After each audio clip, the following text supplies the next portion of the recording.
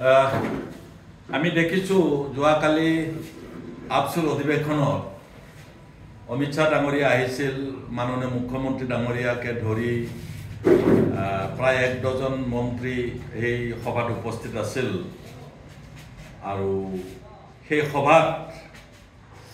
শান্তিৰ নামত বহুত বক্তব্য ৰাখা হৈছে ভাৰতৰ মাননীয় গৃহমন্ত্ৰীকে ধৰি অসমৰ মাননীয় মুখ্যমন্ত্ৰী ডাঙৰীয়া বক্তব্য ৰাখিছে শান্তি আনিছে 2003 চনত হাগ্ৰামা মহিলাৰী ডাঙৰীয়াৰ নেতৃত্বত যি বিএলটিয়ে শান্তি চুক্তি কৰিছিল সেই শান্তি চুক্তিৰ পিছত একেৰাহে প্ৰায় 15টা বছৰ বিপিএফ দল বিজয় হৈছিল হাগ্ৰামা চিফ হৈছিল আৰু সেই সময়ত সমগ্ৰ বিটিসি অঞ্চলৰ যে শান্তি সেই শান্তিৰ শুভাৰম্ভণি হৈছিল আৰু সেই সময়ত যিকেইটা উগ্ৰপন্থী গ্ৰুপ কেইবাটাও গ্ৰুপ আছিল বিভিন্ন বিশেষকৈ এনডিএবিৰ যিকেইটা গ্ৰুপ খুব কম জনসংখ্যাৰে কেডাৰৰ সংখ্যাৰে তেওঁলোকে আছিল তেওঁলোকক বিটিআৰ চুক্তিৰ পিছত সাৰেণ্ডাৰ কৰাইছে আজিৰ যিটো পৰিৱেশৰ নামত খুব বেছিকৈ শান্তিৰ শ্লোগান গাই থকা হৈছে সেই শান্তি সেই সময়ৰ ভাৰতবৰ্ষৰ প্ৰধানমন্ত্ৰী অটল বিহাৰী বাজপেয়ী আৰু অসমৰ মুখ্যমন্ত্ৰী তৰুণ গগৈ ডাঙৰীয়া সেই সময়ত মুখ্যমন্ত্ৰী আছিল আৰু সেই সময়তে সেই চুক্তিখন হৈছে আৰু সেই চুক্তিৰ ফলত বিটিসিৰ বৰ্তমানৰ প্ৰায় অধিক সংখ্যক অঞ্চলত এটা শান্তিৰ বাতাবৰণ সৃষ্টি হৈছে হয় বিটিআৰ চুক্তিৰ পিছতো কিছু সংখ্যক কেডাৰে বিশেষকৈ এনডিএবিৰ কেডাৰে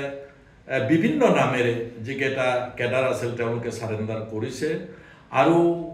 বিটিসি চুক্তিৰ পিছতো যিখিনি বাদ পৰি গৈছিল তেওঁলোকে সাৰেণ্ডাৰ কৰাৰ ফলতো বিটিসি অঞ্চলত আমি যিটো শান্তি আনিছিলোঁ বিপিএফৰ বৰ্তমানৰ নেতা হাগ্ৰামা মহিলাৰে বিটিসি চুক্তিৰ সময়ত তেওঁ বিএলটিৰ চিফ হিচাপে যিটো শান্তি আনিছিল তাৰ এটা ষ্টেপ বিটিআৰ চুক্তিও আগুৱাই লৈ গৈছে আমি অস্বীকাৰ নকৰোঁ কিন্তু তাৰ মানে এইটো নহয় যে একেটা ৰাতিৰ ভিতৰত বিটিসিত আজিৰ অৱস্থাটো আহিছে বিটিসি 2003 চনৰ পিছত যিকেইটা নিৰ্বাচন হৈছে সেই নিৰ্বাচনকেইটা শান্তিপূৰ্ণ নিৰ্বাচন হৈছে গণতান্ত্ৰিক প্ৰক্ৰিয়াৰ নিৰ্বাচন হৈছে আৰু তাত সকলো ৰাজনৈতিক দলে অংশগ্ৰহণ কৰিছে বিটিসিত বসবাস কৰা হিন্দু মুছলিম শিখ জৈন খ্ৰীষ্টান জাতি ধৰ্ম বৰ্ণ নিৰ্বিশেষে অংশগ্ৰহণ কৰিছে আৰু আজিও সেই একেই ধৰণে হৈ যোৱা যিখন বিজেপি আৰু ইউপিপিএলৰ চৰকাৰ আছে তেওঁলোকেই হাগ্ৰামাৰ শান্তিপূৰ্ণ পৰিস্থিতিৰ মাজত হোৱা নিৰ্বাচনতে বিজয়ী হোৱা চৰকাৰ এইখন গতিকে আমি বিপিএফে দাবী কৰিব খুজিছোঁ আমাৰ শান্তিৰ পৰিৱেশ বিৰাজ কৰোৱাৰ কাৰণে প্ৰথম পায়নিয়াৰ বিটিসিত হাগ্ৰামা মহিলাৰী ডাঙৰীয়া বুলি মই নদি ক'ব পাৰোঁ